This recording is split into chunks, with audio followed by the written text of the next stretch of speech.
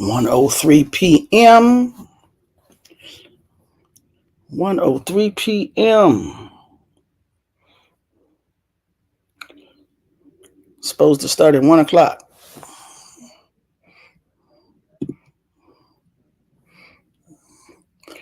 I said the revolution will not punch a time clock.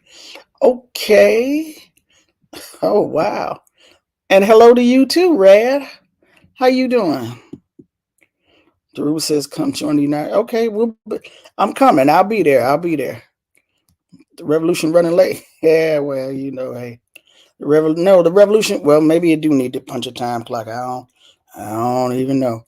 But I'm starting late because I know y'all know we've been going through some changes here, and I no longer have that funky fresh intro that I usually would use, listing all the BPM shows. I just had to come up from black.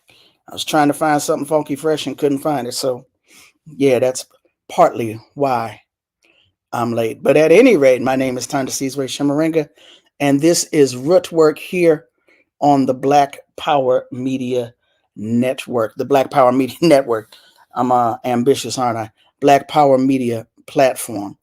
And today we want to talk about Black liberation and matriarchy.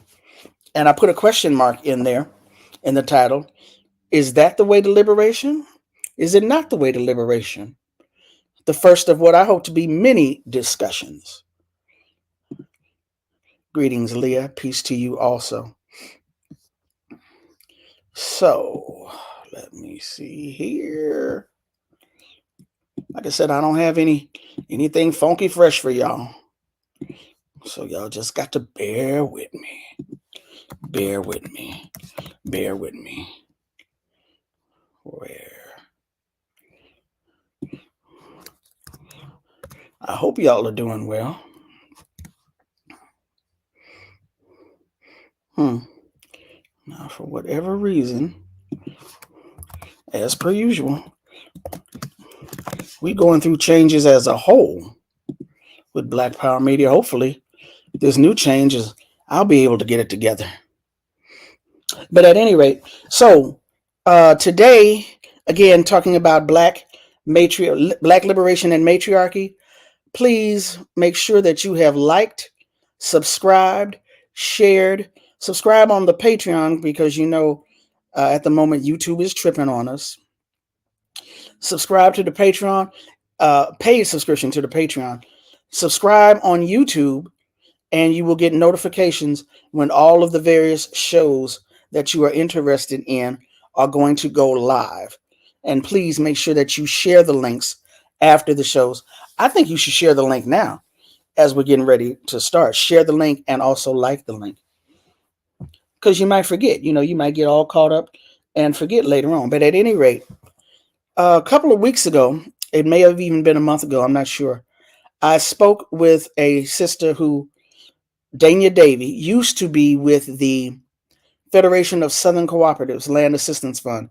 She is now working with Oxfam, and we talked about not only the devastation of the climate change and what it's doing in Black communities, the damage to the environment. We also talked about the influence and the participation and the work history of Black women in this field, And it got me thinking about an essay I read a few years ago. And this essay is by Robert Jensen. Now, Robert Jensen Robert Jensen is a professor emeritus of journalism at the University of Texas in Austin. And one of my comrades alerted me to the fact that he is known as a transphobe. So if that's too triggering for folks, I want to apologize. But again, I came across this article years ago before I knew anything about his views on trans folks. And it captivated me then. And like I said, the discussion we had reminded me of this article. The future must be green, red, black, and female. The human species must acknowledge that any future that allows us to retain our humanity will jettison capitalism, patriarchy, and white supremacy and be based on an ecological world view. And before I forget, let me put the link to that article in the chat. See, I'm learning. Let me scroll down here real quick, though. So I was made aware of Robert Jensen because of his critiques on journalism and how as he promoted, journalists need to be less objective as opposed to more objective. In other words, journalists need to, as opposed to continuously presenting both sides, he says in certain situations, journalists should be like, no, based upon the bulk of the research, this is what this is, or this is how we should view this, as opposed to viewing both sidesism. Reminds me of a book. Can't remember the name of the book. The author's last name is Minch, M-I-N-C-H. The subtitle of the book is I think it's called Just the Facts. Anyway, How Objectivity Came to Define American Journalism. And the book caught my eye because he has an entire chapter devoted to Ida B. Wells. And he asked the question, how do you objectively cover a lynching? How does one objectively cover a lynching? So that was the question that was asked regarding Ida B. Wells and her work. We can ask the same question today. How do you objectively cover police terrorism or police killings of Black people? Is that the way that it should be covered? Or should an analysis take into consideration historical context? So that's how I first learned about Robert Jensen. His interests are feminism and an end to patriarchy, as well as critiquing journalism. So in this article, he talks about the state of the planet, ecology, etc. He says that we will work when we come to terms with these challenges, when we face up to the fact that the human species now faces problems that likely have no solutions, at least no solutions that allow us to continue living as we have, then we will not be deterred by the resistance of the culture. We will work at accomplishing whatever we can, where we live, in the time available to us. Which brings me to the future: green, red, black, and female. Green, the human future, if there is to be a future, will be green, meaning the ecological worldview will be central in all discussions of all human affairs.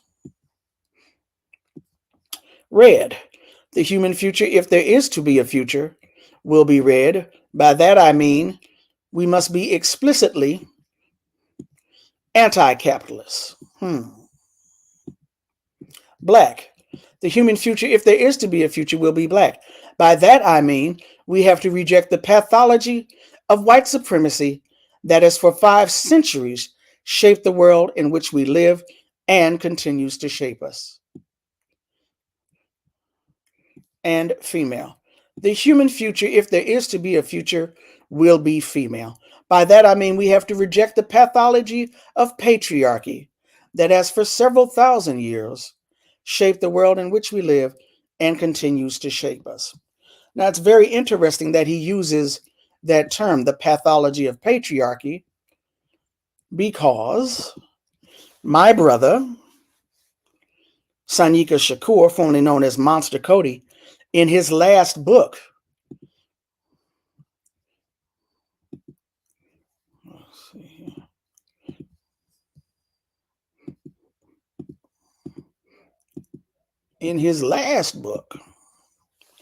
Stand Up, Struggle Forward, New African Revolutionary Writings on Nation, Class, and Patriarchy, he has a chapter entitled The Pathology of Patriarchy, subtitled Searching for Clues at the Scene of the Crime. So, the future must be green, red, black, and female.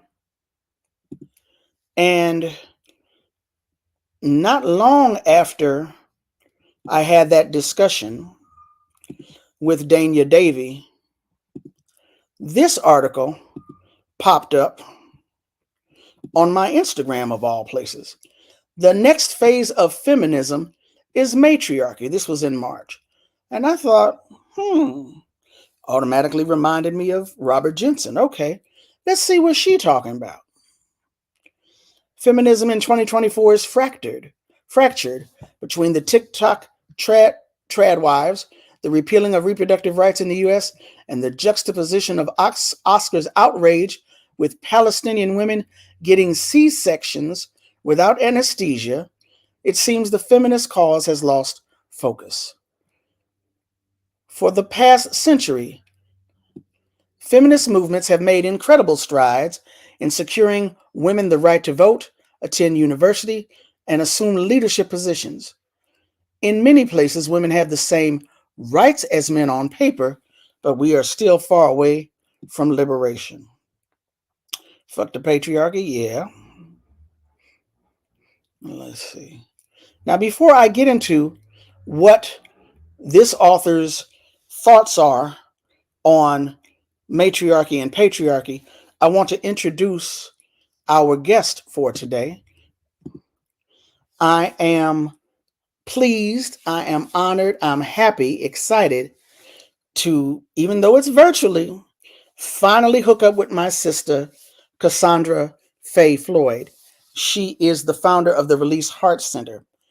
Identifying as an African indigenous creatress, Cassandra Faye Floyd, aka the Daughter of the Fates, is a practitioner of alternative medicine with a primary focus in traditional Chinese medicine and additional backgrounds in Ayurveda, Reiki, Reiki, and multiple other manual therapies and healing modalities.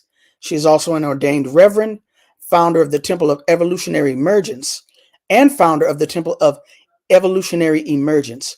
As a professional health consultant and practitioner, she became the founder and owner of Release Heart Center, a dynamic, complete wellness organization. But that's not where I know sis from. Okay? Where I know sis from is as a member of the African Peoples Socialist Party for several years. And she had begun most recently doing a series of videos on YouTube, starting with book club, book study, book reading of The Great Cosmic Mother, which is one of the books that I came across back in the day when I was first coming into consciousness. So I said, let me grab my sister up real quick, see if we can bring her on the show, and let's have a discussion, a conversation. So let me quit running my mouth and bring her up to the stage. Sis, how you doing today? Greetings, sis. You How you on? doing? You know what? I didn't tell. Good, I good. shouldn't tell. I shouldn't tell my business, but I'm gonna tell the BPM audience. You're here in Los Angeles with me, and this is the first time we hooking up. Is Mm-hmm. virtual. That's my bad. My bad. I'm sorry Mm-hmm. about this. Well, I moved out here right on the cusp of pandemic, so we all get a pass. We Oh, all get a oh, pass. thank you for that, Yeah, sis. I appreciate we that. get a pass. So Yeah, yeah, unlike a lot of places, California really did look like the beginning of the apocalypse during lockdown. You know what I'm mm, saying? Like the South wasn't moving like that. So we get a pass. okay. Well, I appreciate that, sis. I appreciate it. And yeah, we are gonna hook up in real life. I promise you that. Now that I'm getting around a little bit more, creeping back outside, Mhm. tiptoeing outside, we can do that. So That's what's up. you heard my introduction. I had sent you the links to the articles earlier. Oh, let me Hmm. see. Let me put that one. Put that link in the chat also for folks who want to check that out. So yeah, I wanted to get your thoughts on where we are, what's happening, and this question or this concept of matriarchy and Black liberation. Is this something that the Black liberation movement needs to adopt more forcefully? Is it something that we should pay no mind to? Like I said, I want to get your thoughts on that. Well, let me tell you, I appreciate you. I appreciate this discussion. I think that the discussion is long overdue. Um, I think that it is a discussion that Black women who have come into political life as revolutionaries in revolutionary organizations, it is a discussion that we have been conditioned and trained to tiptoe and tread lightly around, right? I became a member of the African Peoples Socialist Party when I was 26, I think. I think I was 26 years old when I joined the party. And joining that young and having no, serious political background before the party, I had ideas, I had opinions, but in terms of being affiliated with or trained, within the context of a veteran organization, I was brand new, didn't have no background. And so, I was so on fire for the line of the party that I didn't question anything for many, many years. I was in the APSP for 12 years. And I was on fire for the party. I was on fire for the line. And so I didn't question anything. I didn't question why there was not a culture that encouraged study outside of the political works of the party or those works that the party deemed necessary for us to study, right? I didn't question why there was not a drive towards like a deep analysis of significant historical Black authors, female Black authors in the party. And so, again, I think that it is a discussion that because, and it's not just the party. I mean, even after I left the APSP, I hired myself out to other organizations to participate, help build, organize events and programs that I could get down with. But after I left the party, I was like, I ain't joining nobody else shit. You understand what I'm saying?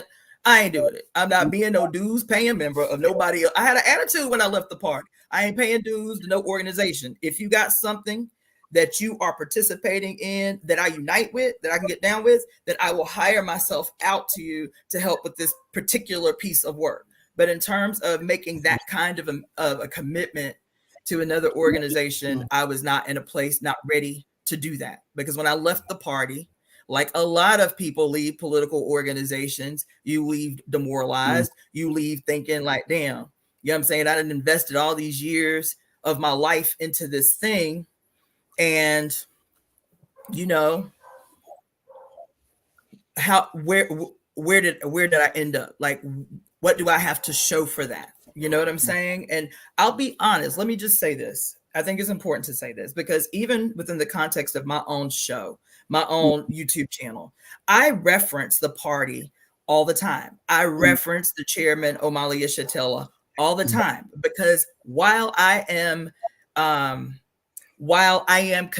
certain that the reason that I left and the time that I left was the appropriate time and reason to leave that organization, I can still say more than one thing can be true at the same time.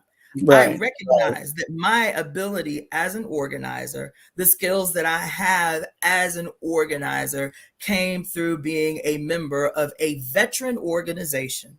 I feel like we don't say that enough. So many young people these days become invigorated and on fire for revolution without cutting their teeth under the leadership and direction of veteran organizations. And that's why we see a lot of the kind of mess.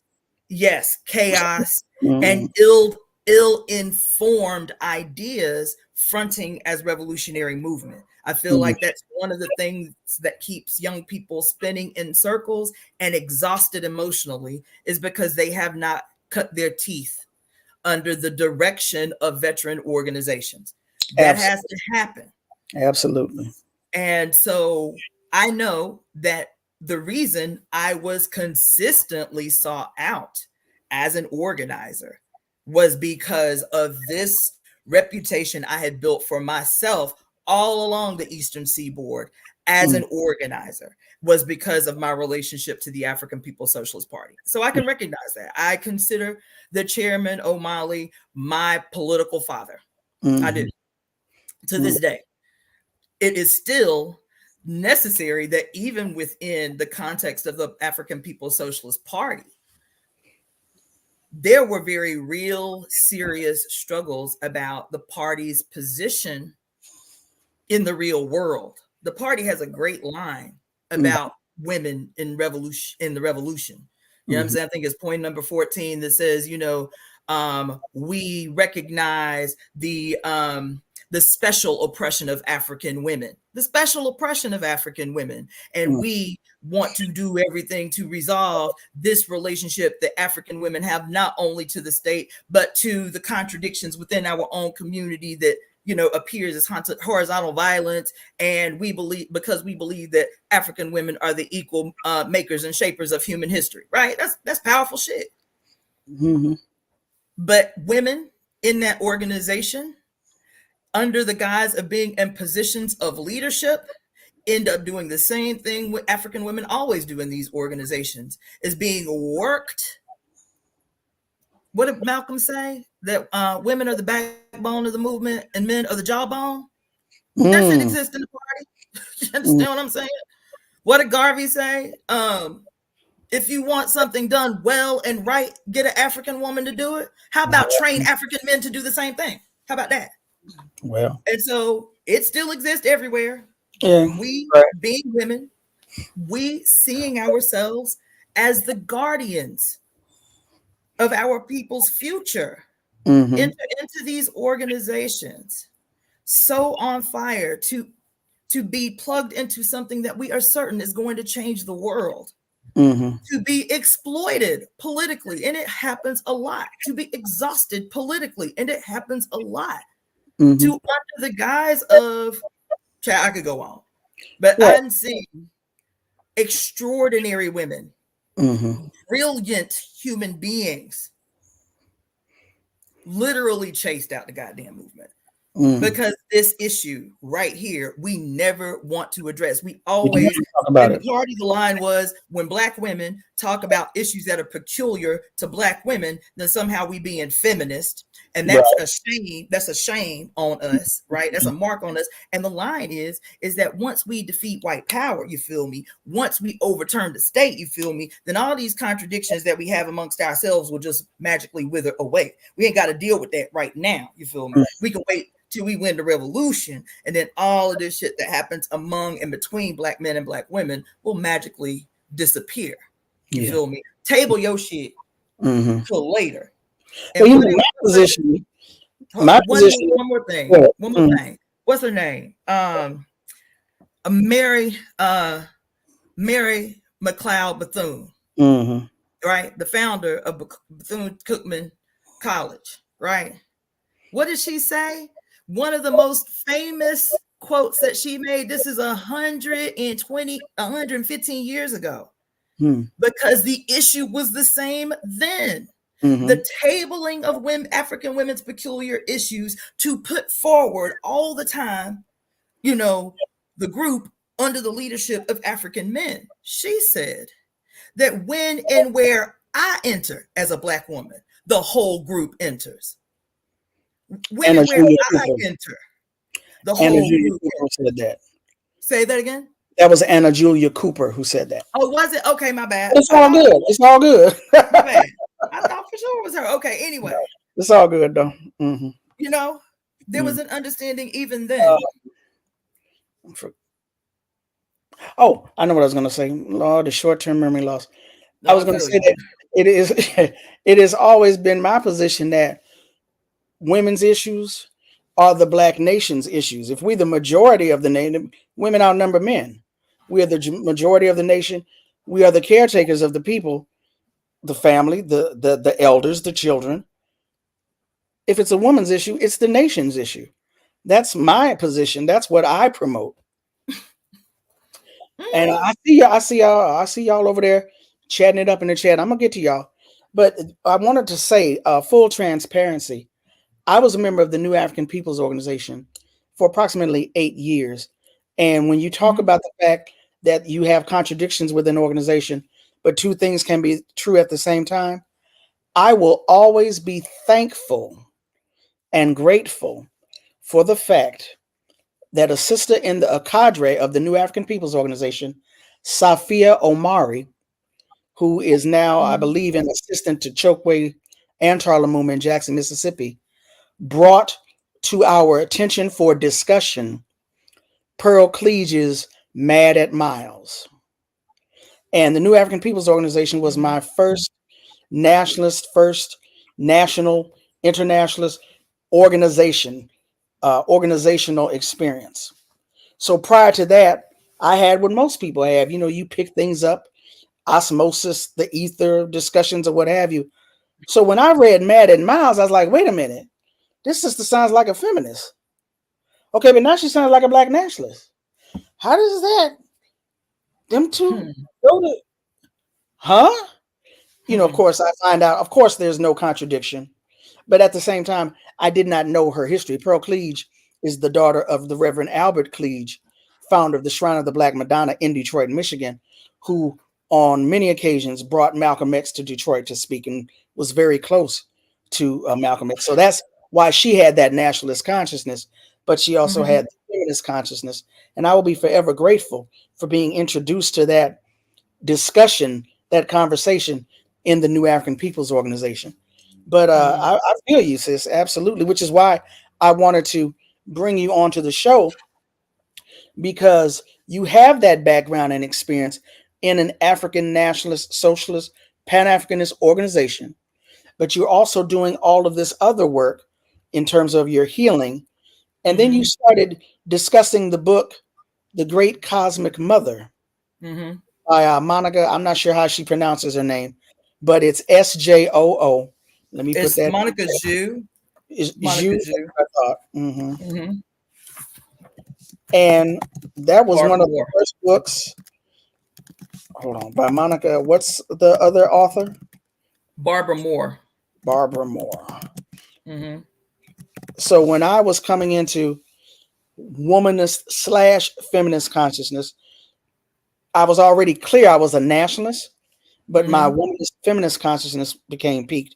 That was one of the books that I first got a hold of and appreciated it. And again, I appreciate you for bringing that through your YouTube videos, because I know. Just because I don't see it don't mean it ain't happening. I hadn't seen a lot of black women discussing that book, so I appreciated that. And Well, that's you why. know, Oh, go ahead. I read when I was preparing to read the book. I read a interview. Was it an interview? I read somewhere that Alice Walker had said in an interview that it was one of the most important books she ever read. I was like, okay, because I was opposed to reading the book. I'll be honest. The way I got to the book, because you know, I was a hardcore militant black nationalist. We call ourselves black nationalists. We call ourselves African internationalists. But I was staunch. I took the line, man. Staunchly opposed to spirituality. Staunchly, you know, that whole thing, right? So a homegirl of mine was like, "Yo, you need to read this book," and I was like, "The Great Cosmic Mother: Rediscovering the Religion of the Earth." This sounds like some hippie shit to me. This don't sound like nothing I can learn nothing from. You feel me? And then when I found out that it was a Swedish white woman and a white woman from Portland, Oregon that wrote the book, I was like, "Girl, what do you want me to read this mess for? This don't sound like nothing. I don't know what two white women can teach me about nothing about my lived experiences." You feel me? Okay. And she was like, "Yo," You she need to said, read this book. "You need to read this book, right?" And I told her, I said, "I'll make a bargain with you.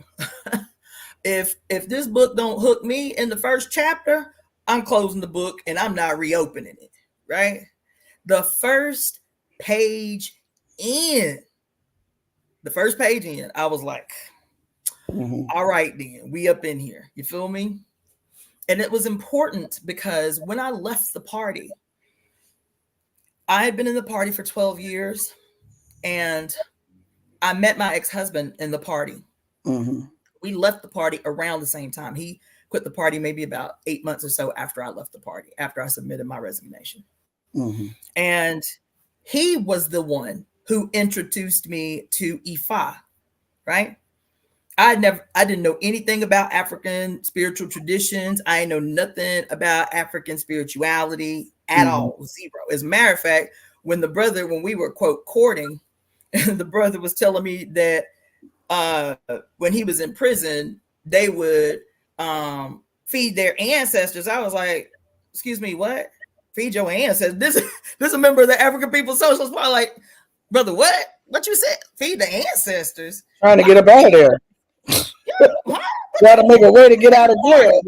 We dialectical materialists and shit. We don't be feeding no ancestors. You know what I'm saying?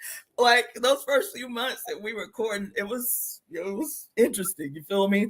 And that was always our point of contention, was the fact that he was, even though he was an African internationalist in the African Peoples Socialist Party, he was not going to relinquish, his participation in African spirituality. And the party was very hostile, not just opposed, hostile toward the idea of like African spirituality, because that's the Marxist Leninist line was like, somehow you suffering from a mental illness if you believe in spirit. What do they call it? Philosophical dualism. You understand? Whatever. So anyway, I get introduced to Ifa. We build this organization, my ex-husband and I, Black Star, the Black Star Action Network, which is now the Black Star Action Network International. That's his thing. And so, but one of the things that we really wanted to incorporate into this organization was to weave in African spirituality, recognizing that it is religion and colonial quote spirituality that was used as a strategic weapon to facilitate the colonial process against African, Asian, and Western Hemispheric indigenous people. You know what I'm saying? They didn't just come with guns. They had to colonize the human consciousness, and the only way to do that was quote spiritually, to spiritually imprison people, to weaken their will to resist. And to me, it made perfect sense. If you talk about being a revolutionary strategist and you don't have deeply entrenched in that revolutionary strategy, something that is going to embolden people, something that is going to make beaten people courageous against the opposition, which has always been spirituality. It's the thing that's been used to subdue human beings. You understand? And it used to blow my mind. The chairman understood clearly when he talked about how Christianity in particular, but Abrahamic religions were the foundational underpinning of white supremacy, but couldn't make the leap to say, then we have to have a spiritual strategy. We have to do something spiritually that counters that shit, knowing that our people are spiritual people.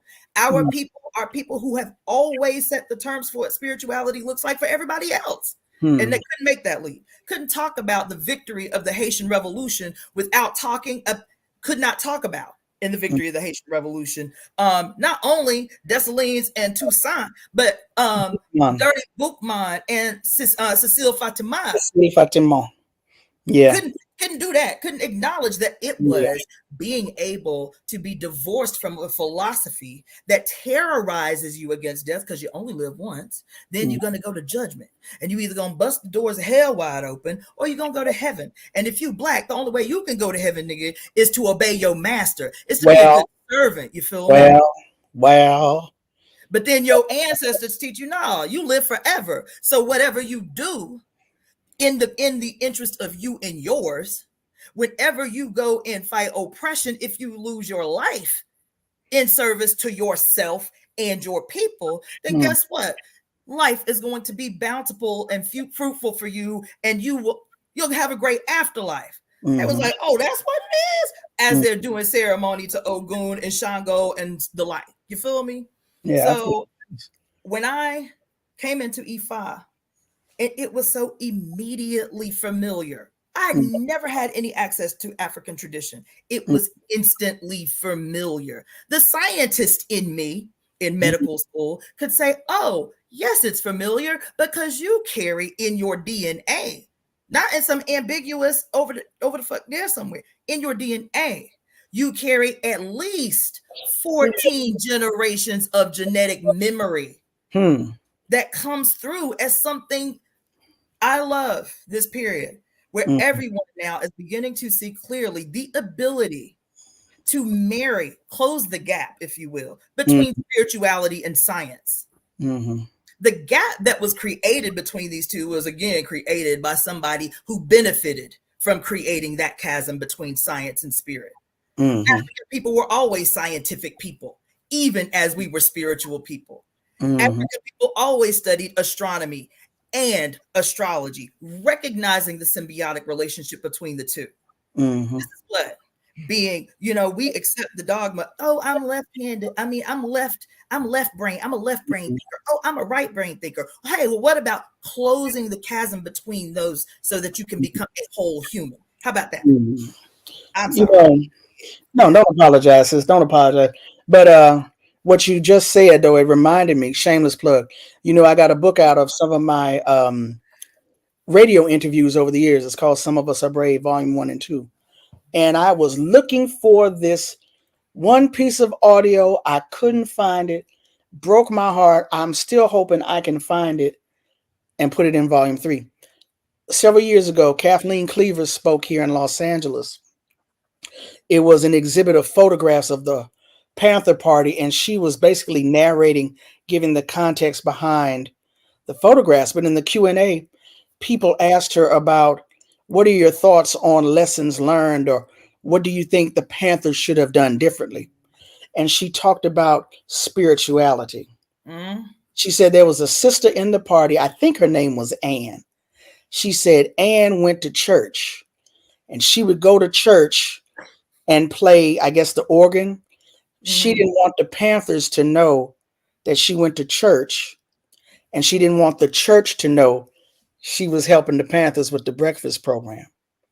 And she said, I think that we probably should have paid more attention, or should pay more attention, to spirituality. I was like, that is just so powerful coming from her. Can I tell you something very quick? I was at twice a year, the party used to do this thing called a party school intensive, where for 2 weeks, brothers and sisters who led the party in different locations would come to the Uhuru House in St. Petersburg. And from sun up to sundown, we were working. We were doing lectures, workshops, breakdown of the finances, the whole street work, the whole 9 yards, right? There used to be this sister who led the International Peoples Democratic Uhuru Movement in Oakland. I don't remember this sister's name, but she was the first sister to lead the mass organization in Oakland in many, many years. This girl was kicking ass and taking names. They were saying how the membership like tripled in just a few months under her leadership. She was leading all these successful campaigns, right? But she was a Christian. And her being a Christian was the reason that she had never submitted her application to join the party, because she knew the party's position about Christianity, right? So she came down for the party school intensive one year. I'll never forget it, because they were trying to win this sister to join the party. Which is why they were like, said she really need to come, whatever. The chairman spent one whole day of the party school, and I knew in my spirit why he did it. I had been going to party schools for a decade. I knew exactly why he did it. He spent the whole day doing lectures and workshops about the contradiction of philosophical dualism. For those who do not know, the whole idea based on historical dialectical and historical materialism, which is Marxist theory, right? Which is ideology coming out of, the Soviet Union or whatever. Philosophical dualism is kind of the underpinning in this discussion about why Marxists, by socialists, should not and cannot believe, quote, in spirituality, right?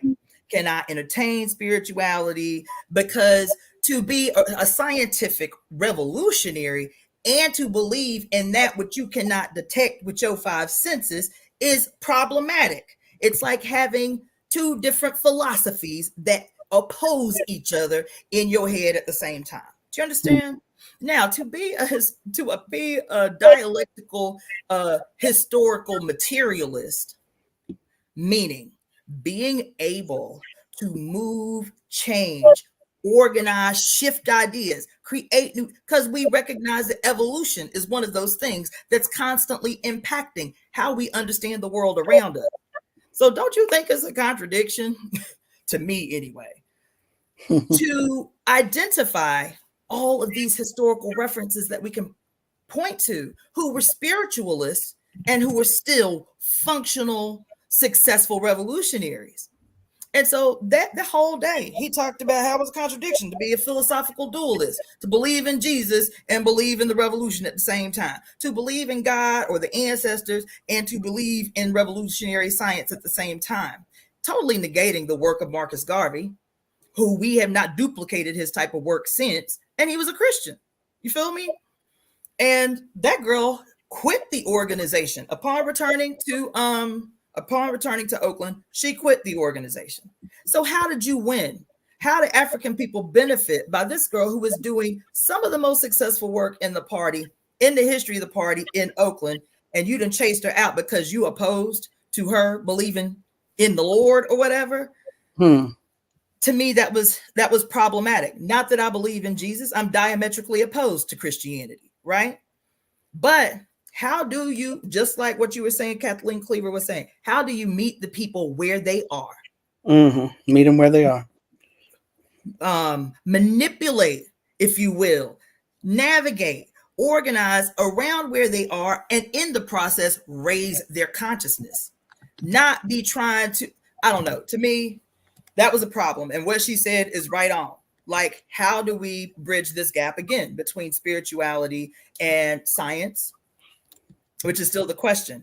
One thing I want to say is when one of the chapters in this book, The Great Cosmic Mother, that really helped me to articulate something I had not been able to articulate when I was in the party, but this kind of deep longing that I had, and there was no space to discuss it, was being born and raised Christian, deeply entrenched in spirituality, and to go from that to believe that there was something bigger and greater, to like, okay, it's all about the revolution, damn all the booga booga, you feel me?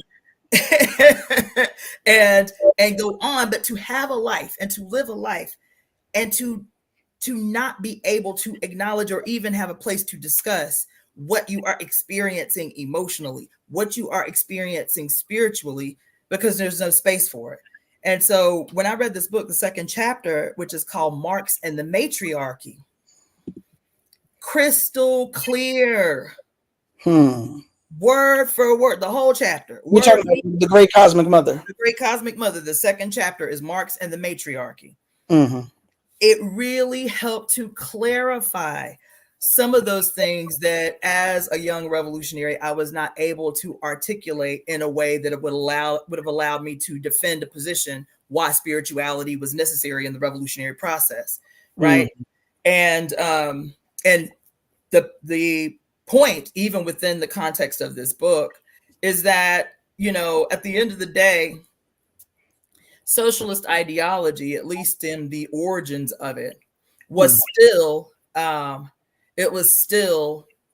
patriarchal. It was still patriarchally centered.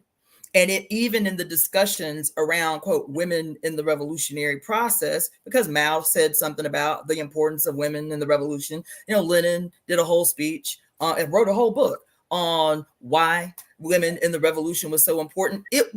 Women were still placed as an appendage to the movement. Women were still placed or relegated to an extension of, an appendage of, not central to, an appendage of the revolutionary process. The reason it's problematic is because in The Great Cosmic Mother, when she talks about this tendency today for males in positions of leadership inside socialist revolution, socialist organizations, to still not understand that when women make a struggle to address and destroy patriarchy first, it is a discussion that is centered around one, the timeline. We got the timeline messed up most times.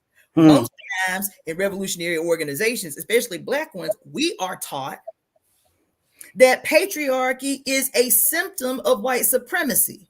And Yeah. that is incorrect historically. Well. As a matter of fact, patriarchy is the great grandparent of white supremacy. So when we make a discussion, we make a statement like Kwame Nkrumah said that neo-colonialism is the last stage of imperialism. Well, white supremacy is as far as patriarchy can go. That's it. So neo-colonialism may be the last-ditch effort of white supremacy to rescue itself. Okay. But patriarchy is still the issue. And one of the things that she says so eloquently in this book, now I'm terribly paraphrasing, was that the only way that the worker can be exploited anywhere on earth is for the mother to be exploited first. This is the origin, the historical origin of the relationship between patriarchy, how it was given rise to and given birth to in the first place. That the first labor exploited by patriarchy was the ability for female bodies to reproduce real life. That's the only way the worker can be exploited. Lord. To be exploited. Lord, Liz, I'm coming to join you, honey. I'm coming to join you. Ain't that what Fred said? What you said? Ain't that what Fred Sanford used to say? I'm coming to join you. I can't take it no more. I can't handle it. And our brother Sanyika Shakur talks about that also. That patriarchy. I think was it Marx? That Marx said woman was the first slave. Oh Lord. Oh Lord. Thank you. I'm coming. And so somebody here says, I disagree. The invention of women disproves the argument that patriarchy existed in Africa before colonialism. Problematic. That's problematic. Oyeronke Oyewumi. A Nigerian sister by the name of Oyeronke Oyewumi. She's got a Oyewumi. Her book, Invention of Women, talks about the imposition of Western concepts onto Africa via colonialism. And she says that there were no women for example, in her society, relationships were based upon age, or quote unquote hierarchy may have been based upon age, not based upon you are a woman, you are a man, this is your role, this is your role. So what she does in the book, she says, Anna female and Anna male, to Obinrin or Obirin. You know, she would talk about, I have not finished the book. I do need to go back over it. Maybe we can talk about that as study also. But I did want to go back over here real quick to Cheikh Anta Diop's book, The Cultural Unity of Black Africa, written in 1974, where he talks about, the cultural unity of Black Africa is a profound contribution to the universal store of knowledge in that it situates the geographical and cultural origins of patriarchy and matriarchy in Europe and Africa, respectively, and shows that social systems evolve out of specific climatic and environmental factors. These proclivities predispose the inhabitants of both zones toward a particular worldview, and thus meaningful conflict. Diop also demonstrates the extensive influence of ancient Egypt on classical Greece in this work. So this is one of the books from back in the day when the first coming into consciousness that talks about how patriarchy, as we know it, is a particularly European phenomenon, and matriarchy has found its home or can find its home in Africa. And as a Senegalese man, he's predisposed to Western Africa. So this is where, hold on just a second. This is where, again, let me say real quick too. This book is, I think it might be out of print. This is, what is this? eBay, Etsy, yeah, eBay. It's $135 on eBay. I saw it for $300 or $400, $500 elsewhere. So if you can get a copy of the book, if you don't already have it, hold on to it. Okay, so let me say a couple of things. Mm-hmm. Because so I am a huge proponent, one, of women. This is my personal position, is that it has to be women of color that redefine and retell history in its completion. Because what we do, right? I have done it. I majored in African American studies before I went to medical school. We've all done it because so much information has been kept away from us. And I'm talking about all colonized people. We want to learn as much as we can about who we are. And so we major in, Mexican American studies or Black American studies or whatever. And we learn history very linearly. We do not learn history in a web. You feel me? What was happening in the African world as these things were unfolding simultaneously in the rest of the world.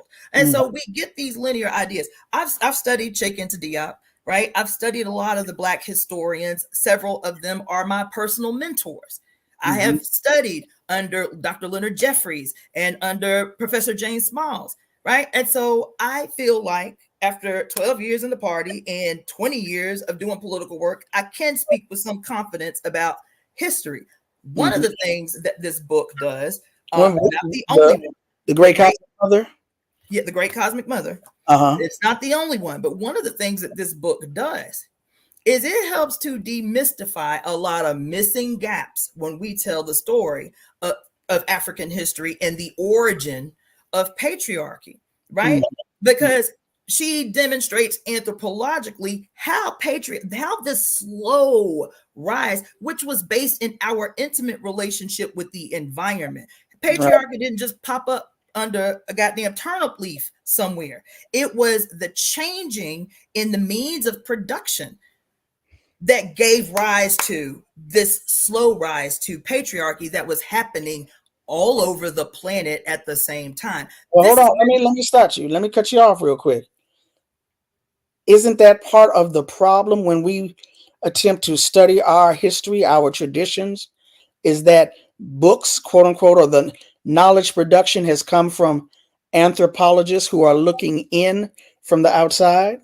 What I was going to say, because again, I am clear about who the authors of this book was. You feel me? So it's not saying that I take hook, line, and sinker. It is having the ability to witness and understand what you were looking at any given time. And what I was going to say, in addition to that, is the fact that this is why understanding mythology and its origin is important. We hear the word myth and we think not true or not real. Right. Myth is an anthropomorphized way of telling stories of occurrences that actually happened in real time.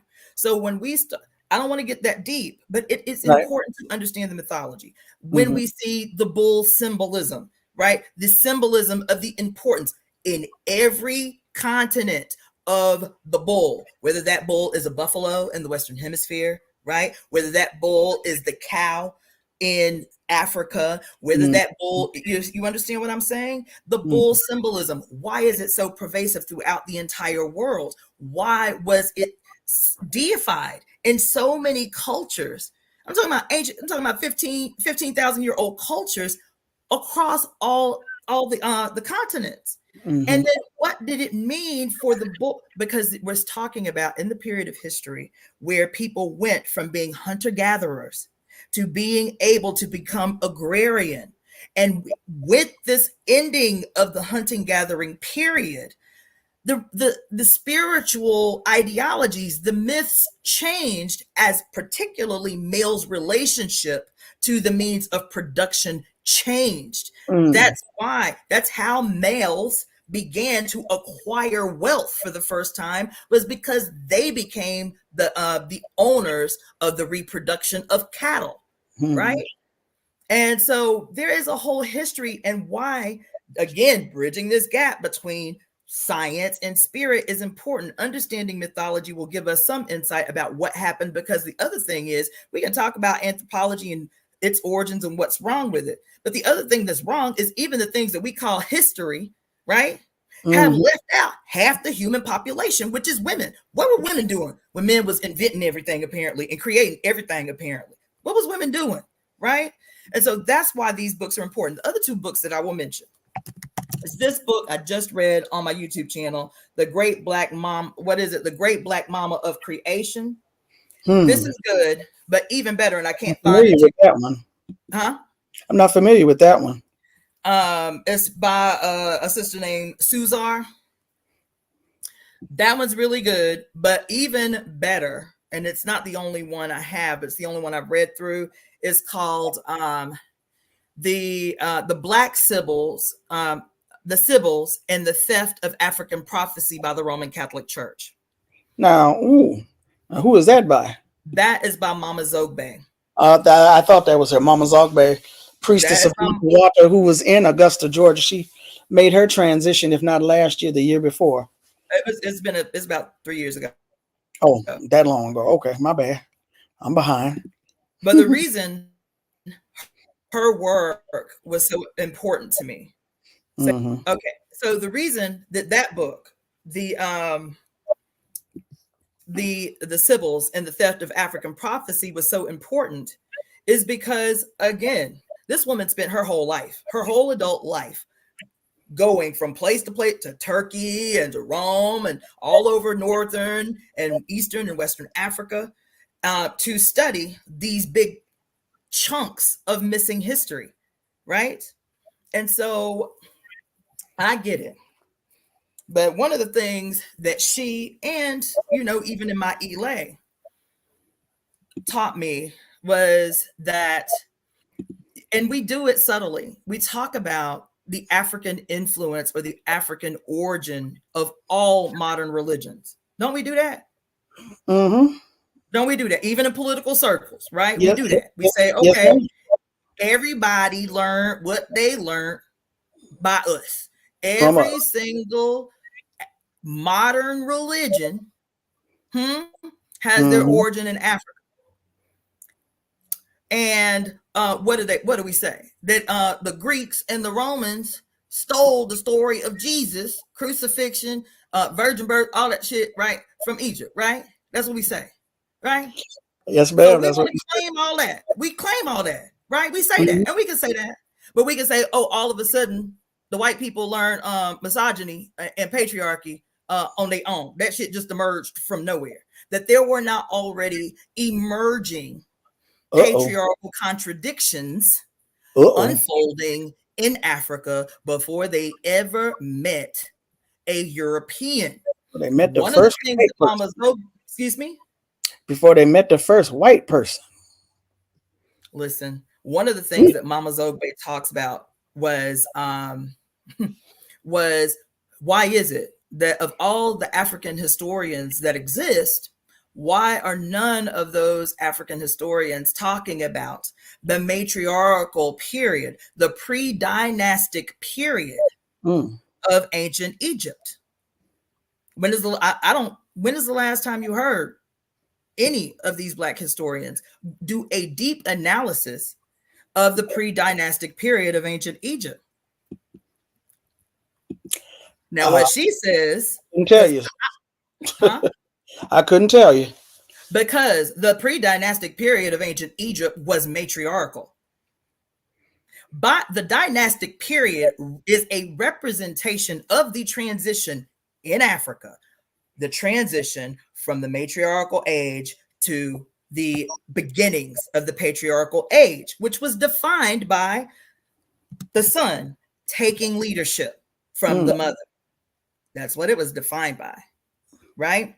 And so she talked to, like, I had this question of one of the elder priests in my temple, because I was like, one of the things that most people do, not just Africans, most colonized people do, is we'll do something over and over and over again under the guise of tradition. Well, our ancestors always did it this way, so we're going to do it that way too. You feel me?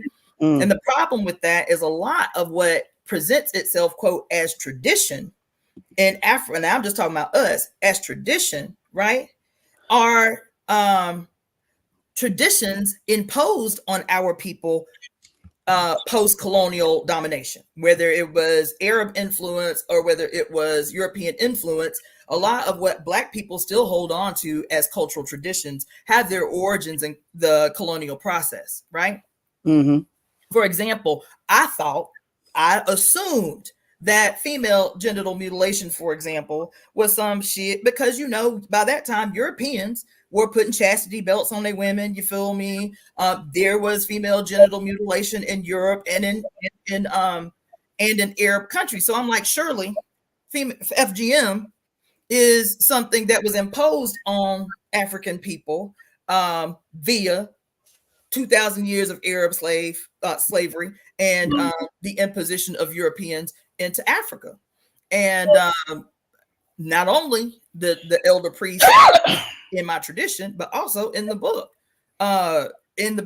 Sybil's, she talks about how the first instance of FGM was in the temples of Sekhmet, when the only way that males were able to enter the temple as, quote, priests to the goddess was as eunuchs.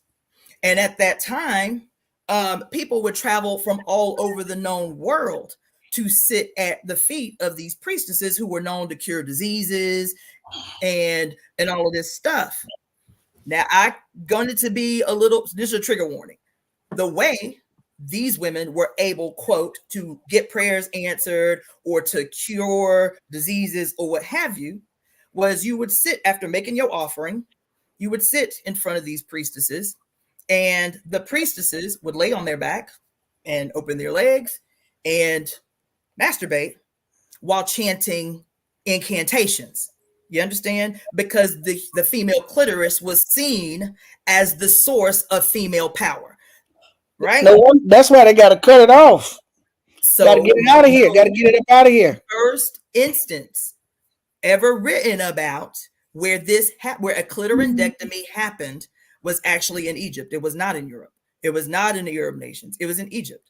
And that's what Mama Zobe talks about. That's what, it's a line. Even as a matter of fact, there's a book that I read called Oshun Across the Waters. It talks about it too. That Badejo. I don't remember who the author is. Right. Yeah. I think I'm familiar with that book, yeah. But one of the things that they talk about in this book was that in pre-colonial practice of Ifa, the word that we use for the ancestors, Egun, or the Egungun, right? The word Egun had dual meaning. The word Egun doesn't just talk about, quote, our ancestors. It talks about the hidden power, the collective hidden power of the ancestors, right? The hidden power, collective power of the Egun, right? Of our ancestors. Be careful, sis. What's that? Because if you're going to start talking about Ifa, Odu might come up. Odu might. What happened? What may happen? Odu might come up. I ain't going to get that deep. I'm just talking about the origin of this particular phenomenon, right? Okay. In the Oshun Across the Waters, he talks about how the word Egun in pre-colonial practice of Ifa not only meant the collective hidden power of our ancestors to rally on our behalf in the material realm, the word was also used to describe the hidden power of the clitoris to, quote, make men do women's bidding, right? It was the clitoris held the secret power to make men do their will, right? I'm telling you, it's in the book. It's not I'm just giving you a quote from the book. Now, we conveniently forget that in the practice of the tradition. You understand? We conveniently forget a lot of shit in the practice of the tradition, but that's a discussion. That was not a discussion for another day. We conveniently forget a lot of what our own tradition tells us, not just Ifa, all of the African traditions. It's interesting that the traditions in these ancestral, the rituals and the tradition of these African spiritual traditions, the ones that we hold most dear to, are the ones that conveniently suppress the power of women. Every time I might step on some toes, but sometimes toes need to be stepped on. You feel me? Don't, Every don't. time somebody want to come up in the tradition and they got a Y chromosome, the first question they want to ask is, how many wives can I have? You understand? And a bunch of other things. Like, I'm a child of Oya. Like, my head is Oya, right? And I tell you, people in the tradition got an attitude when it comes to dealing with Oya. They have a level of disrespect when it comes to dealing with Oya, with how they handle Oya. And there's a reason for that. Because Oya, baby, because they know she is the punisher. She is the holder of the scales of justice. And don't nobody want that smoke. That's why they evade her. That's why they tread lightly. That's why I go to Bembe's, man. I'm a baby in the tradition. I go to Bembe's and they'll revere everybody and then forget to revere I'm like, and I'll be like, yo, wait, what happened to you feel me? This was constant.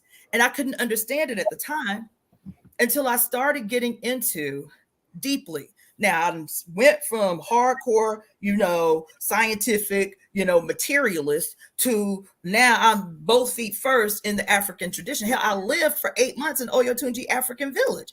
Jump both feet first in the tradition, seeing the contradictions in both.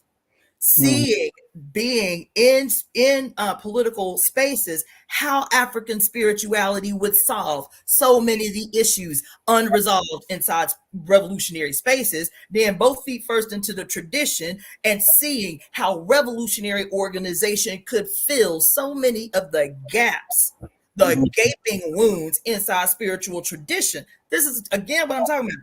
The bridging of this chasm between spirituality and science, seeing in real time how their opposition is what has, in my estimation, held the people back. Part of that discussion is the fact that in none of these spaces are there organizations, elays, that are solely led by women, that are led by councils of elder women, especially in the tradition. How every elay don't have on deck like representatives of the EIME up in there is beyond me. It's beyond me. Because what you say you believe out your mouth don't match your actions in the real world. And that's a problem with a lot of these spaces, political and spiritual alike. We can have a good talk. We can have a silver tongue. We can say some shit that sound good. You feel me? And we do not have systems of checks and balances. We do not have systems of accountability across the board.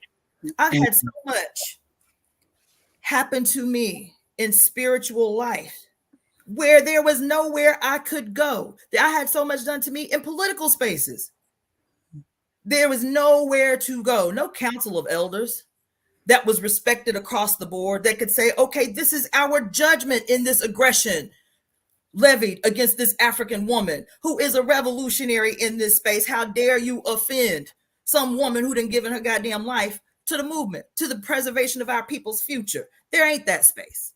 There is no council of elders inside spiritual traditions that typically hide pariah who can come up in the tradition, get their elays, get crowned for the right dollar amount. You ain't did no background check on the dude, you feel me? Don't know who his people them is, you feel me? Where he hails from, who was he before he became a priest? How much time did he sit at the feet of some elder before being crowned? You feel me? Okay. These terror stories happen over and over and primarily directed at women and children. And there is no place for them to go to be judged, to be held accountable, and hopefully to be to have their behavior rectified so they become a non-toxic member of the group.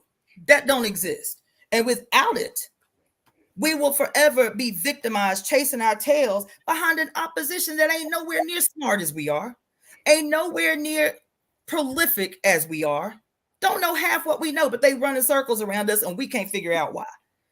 I'm sorry, because I'm done. I'm done. no, I'm looking, I'm listening to you. I'm looking at, I don't know what they doing over in the chat. Anyway, over there in the chat with these comments, it's something going on. Which brings me back to, we've got some time. It's only 2:15 right now. But as I said, I wanted to talk about this with you because of these two articles talking about the future needs to be, I'm going to change the order, red, black, green, and female, and the next phase of feminism being matriarchal. And it sounds to me, I said I was going to read, hold on, let me read what old girl is saying, because I know some people, they get all hot and bothered. So let me read. Matriarchy is patriarchy in reverse, but not in the way you think. Okay, well, let's see what she's talking about. A patriarchy is a hierarchical social structure where men are in charge. The etymology of the word patriarchy literally means domination of the fathers. In this case, the Greek word arch means domination or rule, as in monarch or archbishop. Now, she's going to contradict herself, but I'm going to come back to that. If the patriarchy were a shape, it would be a triangle with rich white cis men at the top and everyone else organized by how much or little power their intersecting identities give them. Organizing people in this way creates and normalizes relationships of domination. The higher up you are on the triangle, the more power you have to dominate others. Then she says, I learned from bell hooks that domination and love can never coexist. Domination only ever alienates and creates harm. Yes. Seen this way, patriarchy has much more damaging effects than, quote, just subjugating women. Racism and capitalism could not have existed without patriarchy. Come on in the room. A climate crisis that results from dominating nature wouldn't exist without patriarchy. Come on in the room. Then she's got these graphics from patriarchy. I'm going to keep talking because I'm about to grab some. Violence, hierarchy, individualism, scarcity, domination, separation. To matriarchy, regeneration, mother-centered love, balance, community, gift economy, reciprocity, life is sacred. Now, here's a bit of a contradiction. A matriarchy is a social structure where women, mainly mothers, are at the center. The idea that every human being originates from a mother is reflected in the cultural norms of a matriarchal society. Now, here's the part. The Greek word arch also means beginning, as in archaeology or archetype. Now, up above, she said it means domination, but okay. Matriarchy literally translates to in the beginning, the mothers. In a matriarchy, there is no top hierarchy. There is only an inclusive circle where everyone's needs are met. Now, it could be that when she says this is matriarchy, this is what she's hoping will become of it, as opposed to this is what it actually is. I think that most archaeologists, political scientists, etc. agree. Well, I won't say agree. I've read where they all say that there's never been a matriarchal society or world, or there's never been that aspect where women have completely ruled everything. The reason they say that, you understand, for example, the first sentence in Marx and the Matriarchy says ancient women-oriented groupings were the original communism. Frederick Engels and Karl Marx recognized this. Engels especially refers to the mother right concepts of J.J. Bakunin, and both men based their analysis of social development on the primary existence of ancient matriarchies, i.e. communal matrifocal systems, right? And so why, if this was what they recognized, quote, because when Marx talks about, what did he call it? The development of, when he talks about, which was totally racist, but he talks about like the development of human societies, how you get from, quote, what he called primitive communalism to the ideal communism. And in his mind, the ideal communism was what? Was white people making this trek up, this, I can't remember the word that he used, but this unfolding of human development, that to get back to primitive communalism. Because what did he say was defined by primitive communalism? There were no jails, there was no oppression, there was no poverty, there was no starving. Everybody shared and distributed equally, right? And he says that's primitive communalism. You feel what I'm saying?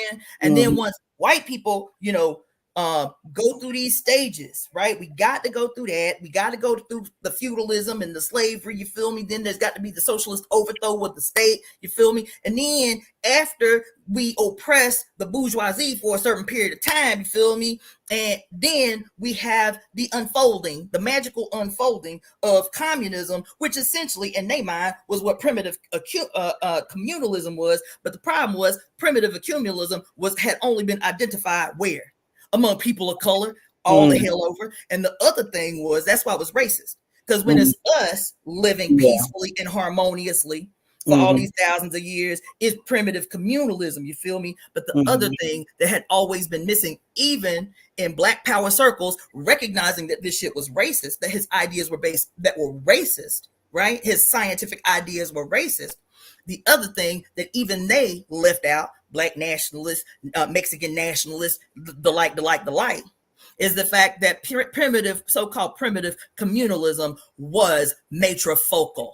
It was matrilineal.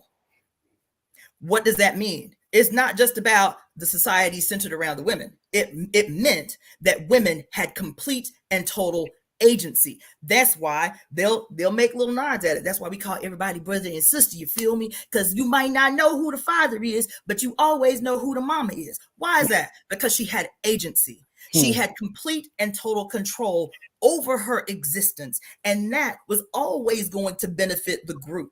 When the mother is well, the group is well. When the grandmother is well, the group is well. You feel me? They couldn't say that it was only under the matriarchies that jails didn't exist, prisons didn't exist, there was no starvation, and so on and so on and so on. You feel me? Now, the other thing I wanted to say was about this article that she wrote.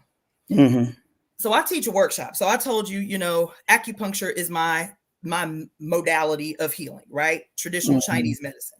But I've been teaching over the last 4 years how doing this deep analysis of these extremes that I've come through in my life to see how they were supposed to come together, right? To go from, I was born in a Christian cult. I don't know if you know that. I was born in the end of the world cult. To go from that extreme, to go to, the African Peoples Socialist Party, to go to E5, right? And to come where I am now, to be able to see these things that are complicated, that shouldn't be complicated. When she talked about on that screen where she had the difference between the picture, the pyramid, which represented the patriarchal structure, and the circle with the circles all the way out, you feel me, as a representation of how matriarchal or matrifocal systems work. I use this a lot when I teach politically what this means, right? So everybody sees this symbol, right? The yin and yang. And most people will tell you that this symbol here, right, means balance or harmony or something very basic like that. This symbol is a 5-dimensional representation of everything in the universe. It exists everywhere. It exists in every culture. Every culture has some version of the duality between these extremes. The extremes are black and white. And then everything that exists rests in between these extremes, right? The extreme is represented by the cross, the positive extreme, the negative extreme by the thing here, right? Why am I showing you this in the context of the matriarchal social systems? Because the other thing that people are talking about right now is the harmony of the divine feminine and the sacred masculine. And we always default to like some husband and wife or mom and dad or some other malignant, opportunistic version of what this story is. The harmony of opposites expressed here is the harmony between mother and son. Mother and son. Right? This is the representation. the reason that this is important, because this is also a diagnostic tool in the system of medicine that I practice. How do you maintain homeostasis in this image here? The mother is represented by the black. The son is represented by the white. The mother generates, meaning gives birth to everything that exists. The yang, which is her son, motivates, invigorates, and moves, gives the energy necessary to help the generative process, right? The reason that this is important is because when it's not an accident, and this is a few thousand years older than Christianity, what is represented as high noon here, where there's no yin present, right? This is with the sun looks good, a little bit of yin, keeping it anchored. Here at high noon, this at midnight, positive and negative, this cross represents a period in human history we currently live in that is defined by the cross, by the absence of the yin in the generative process. What is that saying? We live in an age of what? God the Father, God the Son, God the Holy Spirit, a disappearing of the yin essence, manifesting itself as the cross. Do you think that's an accident? They study this just like I study it, right? And so in a diagnosis where you have, and they call this, Lao Tzu said, that in all things embrace the yin. In all things embrace the yin because the yang is always destructive. That's what he said. Well, he said the yang is always destructive. It is destructive if not anchored by, subdued by the yin, by his mother, right? So in layman's terms, right, when we're talking about the rise of the matriarchy, is the next phase of feminism matriarchy? Is the solution to patriarchy matriarchy? From a scientific state of mind, right? If you live in a period of high noon, if say you in the desert at high noon, you actually in the desert in high noon, which is represented by yang. You in the desert at high noon. Are you praying for light? Are you praying for the day to be longer? No. Are you praying to sit next to for some warmth, some fire? Are you praying for any of those things? You praying for what? All things yin. You praying for the dark. Oh my God, I can't wait till the sun go down. Oh my God, I can't wait till midnight. You know, I can't wait till I find an oasis with some trees and some water. You ain't praying for more light when you are dominated and subdued by the destructive power of the light of the sun. And we live in the age of utmost yang. That's what this is called. Utmost yang. This is the period that we live in. The complete subduing of the mother, right? What does that mean? What is the mother? What does it say here? The mother is the moon, earth, water, yin, mothers, right? All the trees. You want to explain the trees? Use this. Trees, water, earth, everything destroyed. Why? Because we live in the last stage of patriarchy, which is utmost yang. The last stage of patriarchy is white supremacy, white male dominated supremacy. That's the last stage. There's nowhere else to go but for the yin to reemerge, for the yin to rise up. And what is the yin? Black and female. This is what utmost yin is. Utmost yin is the direct opposite. It is black night on a black moon. That's utmost yin. What does that mean? I was smiling because, hold on one second. It's 2:27. If it's okay with you, we're going to finish this segment. And I want to go over here to the comment section and see if there are folks who have any questions or comments that you want to respond to. But I was laughing because brother said, I don't need all this to understand the colonial situation. I'm sorry, bro. I'm sorry. But no, I was. No, you do need it. You obviously need it. Because at the end of the day, don't nobody want to have the conversation about if white male supremacy is your problem as a colonial subject. If white male supremacy is your problem as a colonial subject, black, red, brown, or yellow, that's our problem. But you cannot concede that the antithesis to that is black and female, you still missing the boat. That's why these political organizations cannot accept the total leadership of African. They'll put ceremonial leadership. They'll put black women in positions of ceremonial leadership. You feel me? While still exploiting black women in these organizations. And it happens. You cannot accept first of all, you cannot respect the autonomy of African women. Let me tell you one more thing.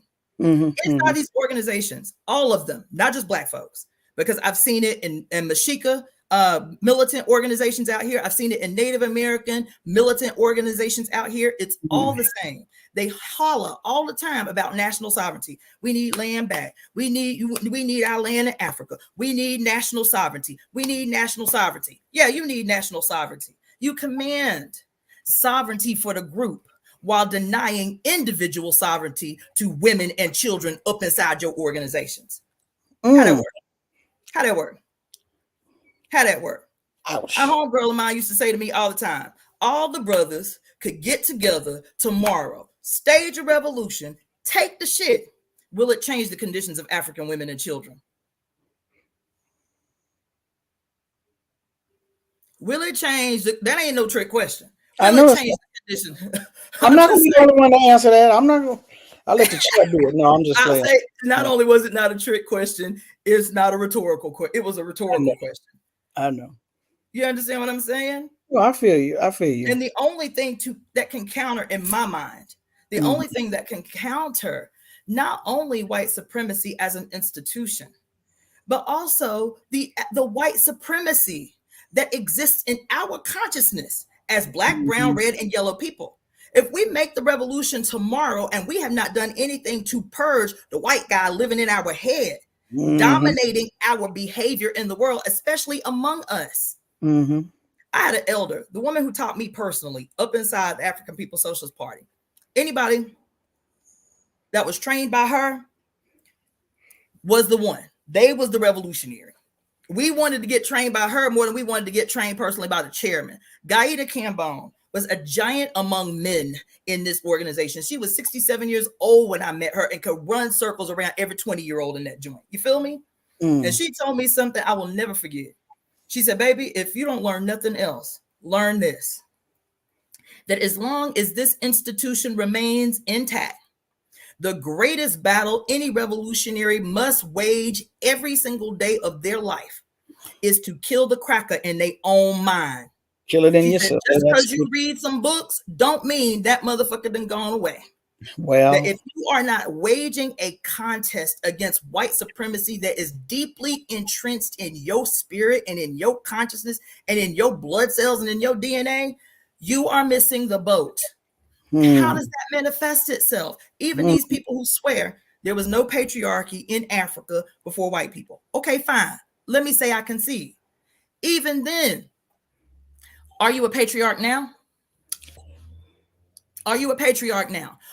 How are your relationships with women? Not just women you interested in, not women you think you might have an opportunity to bed. Every woman that you come into contact with, do you have a patriarchal relationship with her? Do you have a worldview that teaches you that you have some right to this person? Or do you honor her sovereignty as an entity that incarnated on this planet with their own personal destiny? Do you do that? If you don't, you a patriarch. Hell, for that matter, I'm a patriarch because that's the conditioning. Every day we see information that teaches us our valuelessness within our proximity to whiteness and maleness and all of these things. This is a challenge we have to wage with ourselves all the time. So while you may say you don't need the analysis, the scientific analysis that explains colonialism, yeah, you do. Yeah, you do. Yeah, you do. Yes, yes. Anyway, I was thinking back about. Let me say one more thing. If you cannot accept the idea that the sovereignty of African women is the necessary counter to the necessary antithesis to white male supremacy, you are not about that life. Now, you can sport all the red, black, and green you want to. if you cannot accept the vision of a future where African women lead and you know that the whole nation will benefit from that leadership, you ain't about that life. You about the part of the life that allows you to see yourself as the new leader, as the new mouthpiece, as Malcolm said it. You feel me? But when you get stuck, especially these political and spiritual worldviews that have men still placed at the center and can't figure out why, out of all these revolutionaries, great, giant revolutionaries, man. I love Thomas Sankara. What was the reason that Thomas Sankara was overthrown and eventually murdered? What was the reason? It was because he attempted to stage a situation where African women were sovereign citizens of Burkina Faso. That's what he did. That's when the Negroes sided with Europe to overthrow him. He said women have a right to education, and we, the government, the country, will watch their babies, will secure their children.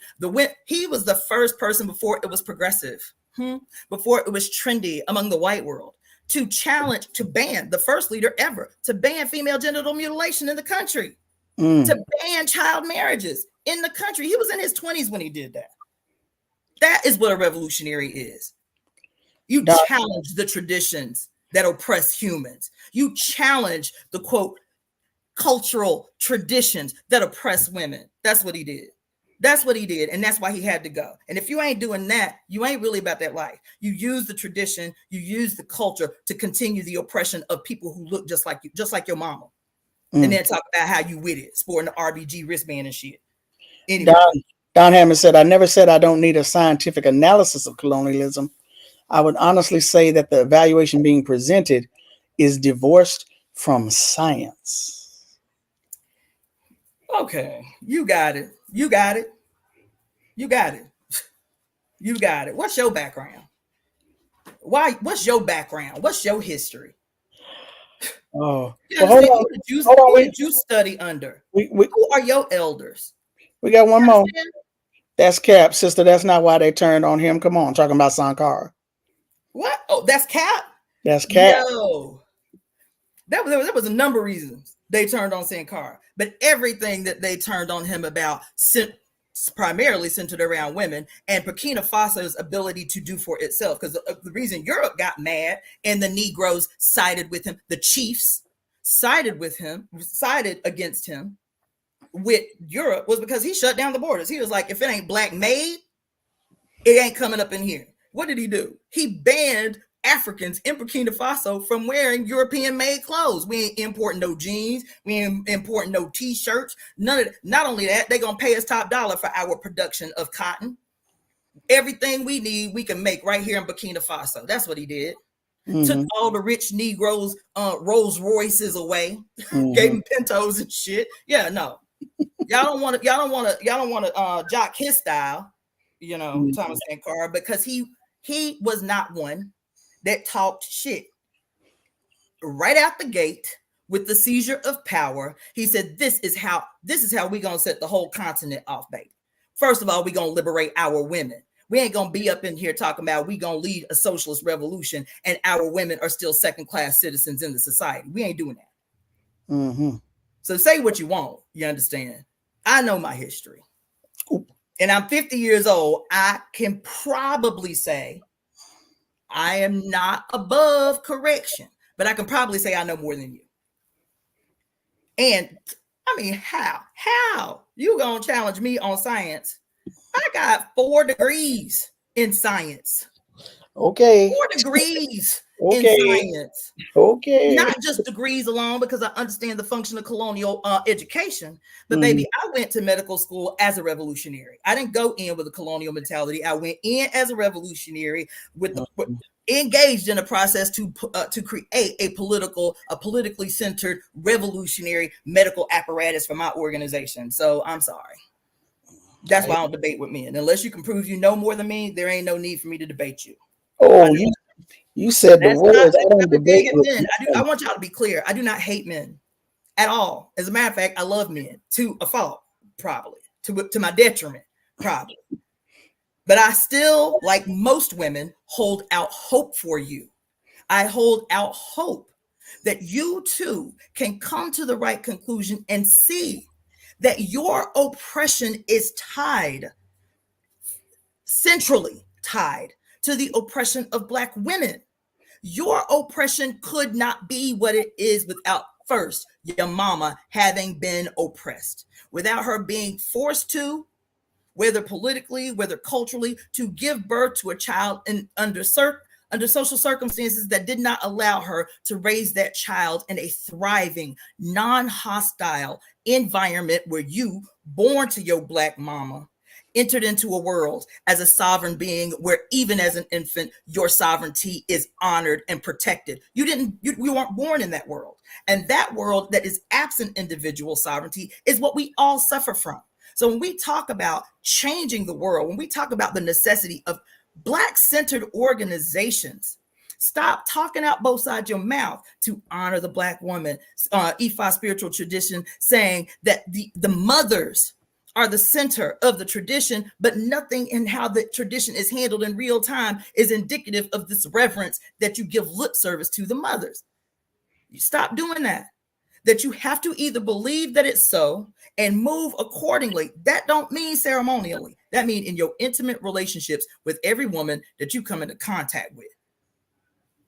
To honor the sovereignty of women, to uphold the possibility that we can do more, that we can lead, and in our leadership, we will carry the group forward. We done did this a long time. Now it's time to do something different. And so don't be offended by a discussion where Black women are talking about, is the matriarchy, because I've never considered myself a feminist. There are ideas about feminism in the first and the second and third wave that I'm like, okay, yeah, that I can rock with. But before there was a creature called feminism, what was there? Even in our own neighborhoods growing up, I ain't even talking about way back when somewhere. I'm talking about, okay, fine, if you don't believe matriarchy ever existed nowhere in history, okay, how about the neighborhood you grew up in, where even these women who knew each other in the neighborhood, if one sister was down and out until her money came, the other sisters would say, just send your baby to our house for breakfast until you get right, and then they'll do the same thing for you. That's a matriarchy, where African women rescued the community throughout the whole history of this country. It is African women's back and fucking labor that rescued African people in this country. We don't give no props to that because that's just what we're supposed to do. You feel me? That's just what so that don't get no props. You feel me? And we ain't got no time for that. We do not have any time for that. If you are genuinely serious in changing the world, any of you, Black, red, brown, yellow, you feel me? If you're genuinely, let your women lead for a change. Stop relegating the significance of who your mothers are to the back burners and the dustbins of history. There is no great man alive, not one, not nowhere, whose genius just emanated from nowhere. He got his genius from his mama. He got his genius from his mama. I don't care who it was. I don't care who it was. I don't want to hear about no more genius men. I'm sorry. I want to know who their mama was. What was her life? Who your mama now? Endured to secure his genius. Who was his wife? What does she have to do to secure and protect and nurture his genius? That's what I want to know about. Because you are not who you are without one, the blood of your mother and her birth water consecrating your being here. It is her blood as a ritual on your crown and your baptism in her holy water that secured your life here. That's the first covenant. That's the first blood covenant on earth. Is your mama allowing you to split her open so that you can exist? And then her saying, I'm gonna nurture you, I'm gonna protect you, I'm gonna let you leach from my body my own essence to secure your life until you can fulfill your own personal destiny. I'm gonna do that for you. So yeah, there's my, I'm shutting up. Yeah. Yeah. So I'm gonna we need to take that question mark. Take that question mark off. Black liberation and matriarchy. Yeah. Is that a question mark? Well, that's the way it's set up. That's the title. Oh, okay. Black liberation and matriarchy with a question mark. Okay. I was like, did I not answer the question? I might not have been clear. I think I was clear. But well, you clear for me. Okay. Yes. And your father's blood as well. What are we talking about? Laughing. That's hold on. Talk about missing the boat consistently and conveniently, but okay. Shout out to August 3rd and brother Haki Kweli Shakur. I see you, brother. Excuse my voice. What So blood? What blood? What? Wait a minute. What did he say? Your father's blood too? What blood? What blood? What suffering did your father do to get you here? What sacrifice? What ceremony did your father perform for you to be here? Now you want to talk about science? Biologically? Where is the suffering that he did? As far as I know, all he did was have an orgasm. And guess what? You feel me? I'm not being obtuse.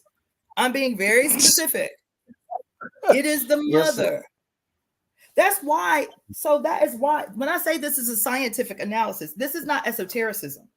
When it says the mother and son relationship, it doesn't say mother and daughter, because the daughter biologically is self, right? We know that all across the board. The daughter of a mother is biologically self. It is the son, right? It is the Y chromosome that is the genetic mutation necessary to guarantee genetic diversity among the species. That is the role, that is the purpose of the Y chromosome, of the mutation of the double X chromosome to the Y chromosome is to secure genetic diversity among the group, right? Among the species, any species, not just people, among any species, the Y chromosome, it is specifically designed to address certain issues and to secure certain genetic diversity. That's it. That's the only purpose that it serves. I'm not diminishing, and that's not a diminishing of the significance of what males are or who males are. That's not what it's recognizing your role within the scientific biological process of reproduction of human life. That is to say that all males, one, are half female. That's one thing. That's one thing. It is to acknowledge, too, that all mitochondrial DNA come from your mama. Come from your mama. All what y'all call the Eve gene, all mitochondrial DNA comes from your mother. The Y chromosome is to do now what it has done for 1.5 million years, is to secure genetic diversity among the species so that it could adequately adapt to its environment. This is what we call evolution. And I'm not talking about Darwinism. I'm talking about evolution, the unfolding of through the reproductive process of human life or species life. You feel me? So when I ask the question, that's why this scientific analysis of the unfolding of the entire universe does not say that this is the mother and this is the father. That's why it say that. It don't say this is the mother and this is the father. It is the mother and the son, because before there was ever a father in human history. That's why the story had to be changed. That's why the story had to be changed by Abrahamic religions. Before there was a father anywhere in human history, in any story in human history, and any mythology in human history, there was a mother before there ever was a father. Every father since the beginning of time started as a son. That's why that diagram says that harmony is between the mother and the son. Your Bible, for those of you who hog-tied to the Bible, it's in there too if you know how to read your book. You said hog-tied. That's what I see it. That don't look scientific. That looks like a spiritual interpretation. You know what? Okay. I'm done with this guy. I'm gonna get what I said. I see what I see. I say what I said. Yeah. That's what autonomy is, honey. Either it's for you or it ain't, and that's cool. My feelings ain't swayed neither way. I know what I know. Were there stated motivations for going from the pre-dynastic matriarchal to the dynastic patriarchal in Africa? Could you speak on how the shift from environmental means of production got and then it's cut off? Okay, so short version is, all right, so we all hunter-gatherers, right? The origin of us is sub-Saharan Africa. We hunter-gatherers, which is defined by what? People carrying very little stuff around, posting up campsites, tailing behind herds so that they have a steady, they have steady access to meat. The gatherers typically were female, right? The gatherers, this is how they say the first doctors and so on came to be, was a relationship that the females had to the gathering process, learning over long periods of time what berries you can and can't eat, what twigs, branches, and roots were healing, which ones were poisonous, so on and so forth, right? While the males and these clans centered around the mothers. Why? Because the mothers kept the campsite. The mothers collectively tended to the babies, tended to the young, and they did this around these temporary campsites that centered around the fire, right? While the males would go out for longer periods of time, anywhere from 1 to 6 weeks, hunting, chasing herds, right? And that's how these things unfolded. Well, over time, over millennia, the women would recognize, oh, if I spit this seed out, if we wait a little while, something will come up out of the ground where we spit out this seed. The whole transition from the hunting gathering epoch to the agrarian age, which what the agrarian age supposedly began around 15,000 years ago, where we stopped hunting and gathering following herds, to now we start to have our first townships, clans, tribes, where we don't move. We don't have to move because now we control the means of production. We can now control how food grows because we've been observing the environment. We know when it's going to rain. We know when it's going to be dry. You feel me? Now, when men come back from the hunt and they've done caught a cub of some animal that they had hunted, they done killed the mama, and so they saved the babies. The women were the ones that were responsible historically for the domestication of animals. The women were responsible for the agricultural process, right? Well, when men don't have to hunt anymore, let me see what she just said about this. Hold on. I knew this was going to come up. Hold on. Page 241. Is that what it is? Page 238. I'm going to read you something. But when she talks about how this slow transition, what happens if men who even their ceremonial practices centered around this activity defined their relationship to the circle of women. It was their ability as men to go and hunt game. And so now you start to see in history ceremony and ceremonial practices that defined men's relationship to the clan, which was in the hunt, right? So you'll see cave paintings of men dressing up like the animal, creating dances to mimic the animal, to pay honor to this animal that sacrificed its life for the group. This is where ceremony emerged out of, right? And so once the hunting gathering epoch was coming to its close, now you have a whole group of men throughout the known world who were experiencing this thing at the same time, right? Without a process that defined them in their relationship to the group. When there is no longer a necessary need for the hunt, what were the men gonna do?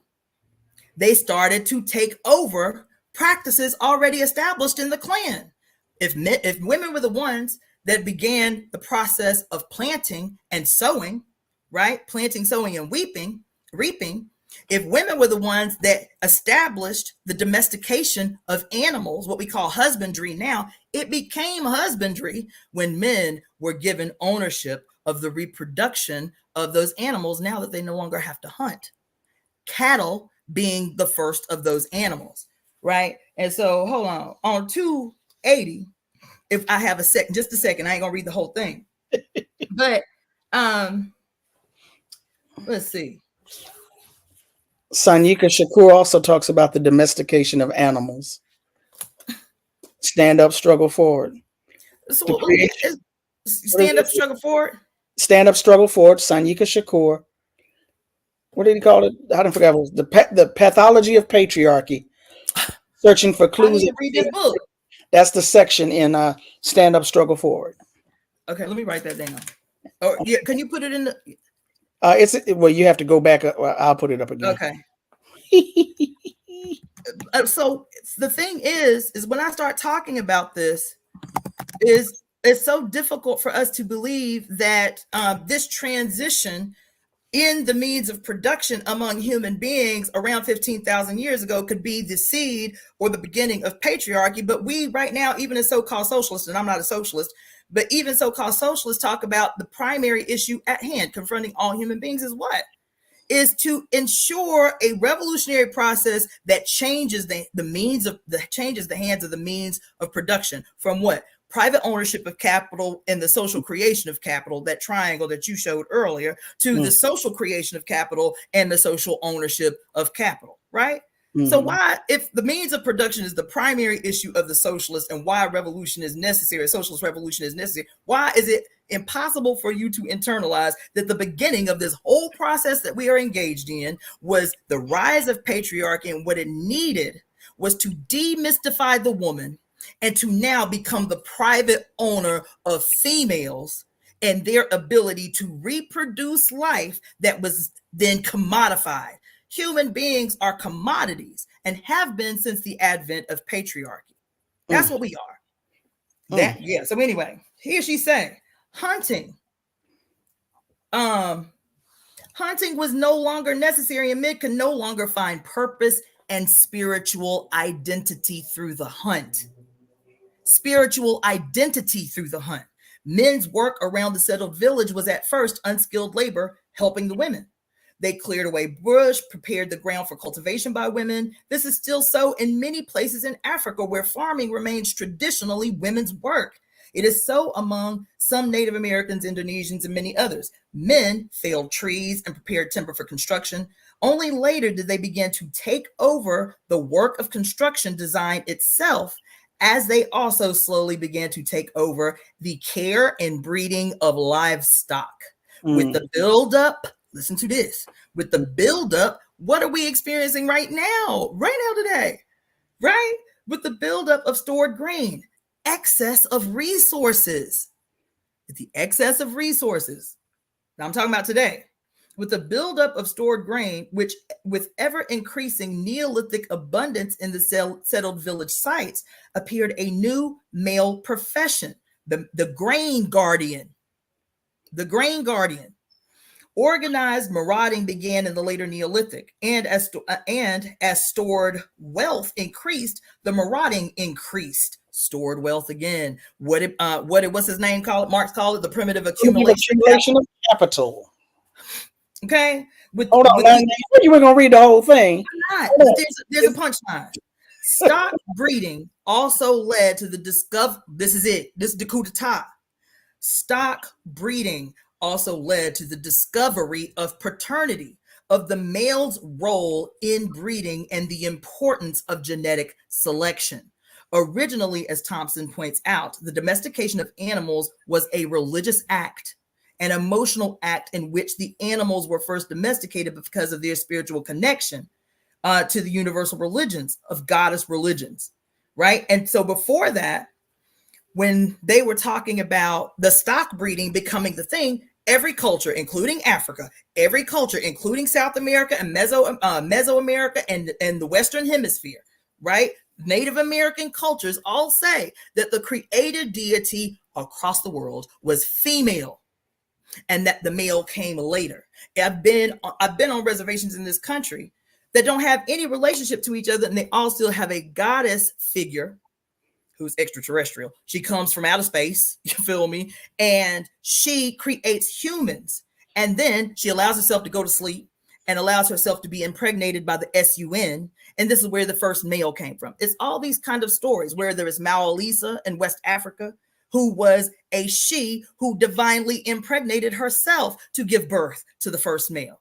These are all scientific stories that are anthropomorphized, but it's all based in the same thing. Every culture had these traditions where it was said the spirit would impregnate the female, and that's how human beings were here, and that males just opened up the womb so that spirit could impregnate the female. You feel me? That was the belief, right? Because women were almost deified in this magical thing that they don't know how she got pregnant. She just got pregnant. Well, these are where stories and mythology come from. Right. And I'll tell you, they don't necessarily, but just because we don't understand the language doesn't mean they weren't scientific observations. There's a story in Ifa that talks about a shoe how Oshun was mad. You feel me? She was mad at the male deities because they did her dirty. You feel me? And she had an attitude because she hold a grudge. And she was like, look, I know I came back down here because Baba say do so and do what we got to do. But I got this baby in my belly. And y'all better pray she. You better hope it's a she. You better hope it's a boy. You better hope it's a he. You better hope if it is born she, y'all gonna have a problem. Yeah. And what did Obatala do? Changed the she to a he in her belly. What is that if that is not a scientific mythology about how all of us are female the first trimester of our pregnancy? That's science. All right, so, and I wanted to get to this before I close, but I think you got to it, Leah. Did how did the son come before the father? Legit question, no being snarky. Thanks. It's called parthenogenesis, boo. It's called parthenogenesis. So people like Leah and us, some other folks who are familiar with me, on here on Rootwork on Black Power Media, Mr. Arthritis is knocking. I got like a 2-hour limit, and then Arthritis be knocking on the door, and I have to go answer the door. So, sis, for folks who are not familiar with you, and the folks who are familiar with you, how can they follow you, keep up with your work, holler at you later on, continue this discussion later on until I schedule another Rootwork with you? If folks can't wait for that, for me to schedule another Rootwork episode, how can they get at you? So my YouTube channel is at Daughter of the Fates. That's FATES at Daughter of the Fates. That's my YouTube channel. And that should be in the show description. Excuse me. That should be in the show description. At Daughter of the Fates. Show, but I just put it in the chat also. Okay. Yes. And also, if you want to shout out to me directly, you can. Thank you, Strong Black Woman. Post that comment Strong Black Woman just made, because I need that shout out. Which one? The very last one. Yup. True. Anyway, I do what I do. Understand? But anyway, my email address is release.heart.center@gmail.com. release.heart.center@gmail.com. Those are the two primary ways to get in touch with me. Yeah. Is to check me out on my YouTube channel, and then also to hit me up directly. I do a book club for the most recent book that we got through, which is called Pure Lust by Mary Daly. And I say it's about the book, but we bring up the Great Cosmic Mother a lot in that book club. I say it's a book club, but it's honestly like, you know how you was in church and you had Bible study on Wednesday? It's like our Bible study. Okay. It's our deep political, spiritual, philosophical, breakdown. Right now, there's about anywhere from 12 to 18 women that participate, and it's open to men. I just haven't had any men come through the room yet. You feel me? But it is open to everyone. But right now, primarily, it's women that are participating in the discussion. And I'm okay with that. Women, we need the political education seriously if we are expected to be in a position where we can lead. I think there might be another show coming on or getting ready to come on. So we're going to get up out of here. My sister, thank you for putting up with my delays. Thank you for coming on here today. Appreciate you. Love you. And we're going to get together in real life. This was fun. I appreciate you having me, and it was no problem. I know how life be lifing. Life be lifing. All right. Thank you again so much. Really appreciate you. Thanks to all your listeners for tuning in and their great comments, as many as I could read. This was cool. This was fun. Absolutely. Thank you so much. I'm going to holler at you later on, okay? All right. That's what's up. Take care. All right. You take care. All right, y'all. I don't have no fancy outro the way we used to. We working on it, but so we just gonna get up out of here. I appreciate all of y'all, even though I didn't get to some of y'all to answer your questions or to even put it on the screen for the sister to address. Even though I may not have agreed with everything, I appreciate you tuning in. Appreciate your presence. Please, now I told you in the beginning to like, share, subscribe, because you was probably gonna forget. Have you liked, shared, and subscribed this video yet? Please like, share, and subscribe. Like the video, share the link, Subscribe to Black Power Media on Patreon until we get out of this funk we are in with YouTube. Appreciate y'all so much. My name is Thandisizwe Chimurenga. You have been tuned in to Rootwork here on Black Power Media, and I will holler at y'all later. All right? Peace.